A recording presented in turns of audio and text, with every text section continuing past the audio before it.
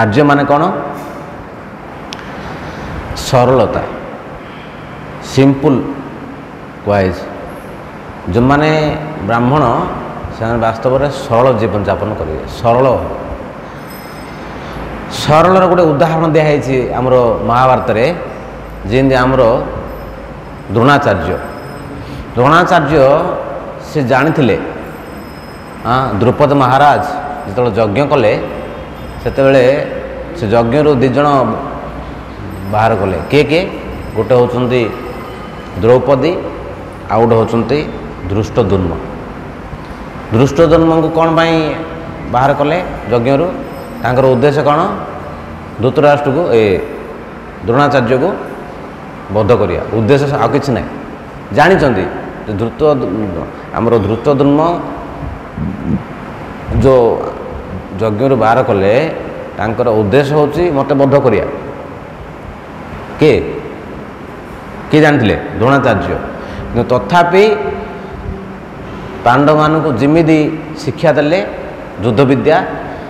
से प्रकार किसी उणा करना शिक्षार सेम शिक्षा धृष्टद्युम्न को देते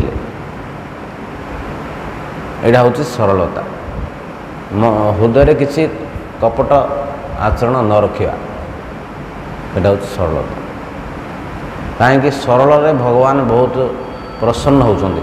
भगवान श्रीकृष्ण बहुत खुशी होती हृदय जदि कपट रखा हृदय जदि आम कपट रखी आचरण करवा केते लोग अच्छा बाहर सरल थे भितर कठोर थे किंतु आमको सेमती करवा उचित नुहे सरल माने बाहर अंतर सबू जाक सरल रखा उचित कि जी प्रकृत ब्राह्मण सी बाहर आउ अंतर पूरा सरल माने आम गोटे आम कि जापर जदि कौन सी व्यक्ति कहूँ गोटे करुच्ची गोटे तो सीटा कहते कपट आम सब कहूँ बड़ बड़ कथा किंतु प्राक्टिकली आम करूँ कि तो सीटा कहते कपट जी प्रकृत ब्राह्मण जी वैष्णव से किसी ना किसी ना प्राइवेट किसी ना प्राइवेट वाले जिन किसी ना भक्त आप जी आज्ञा कौन हाँ आप देखूँ आम कौन करी मंगला आरती उठिलु जप कलु भागवत पढ़लु प्रचार कलु आसिलु आलती कलु प्रसाद पाइलु रेस्ट किसी ना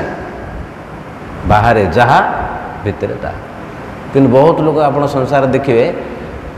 सब बड़ बड़ कथा कहते एमती कले भर इन कर से भल निज जीवन में किसी न आचरण पान खाऊे टीवी देखुए सिनेमा देखुए तो सीटा किसी लाभ ना तो ये कहुई सरलता माने ये कहुई सरलता माने सबू अंतर जहाँ बाहर सब गोटे यहाँ हूँ सरलता।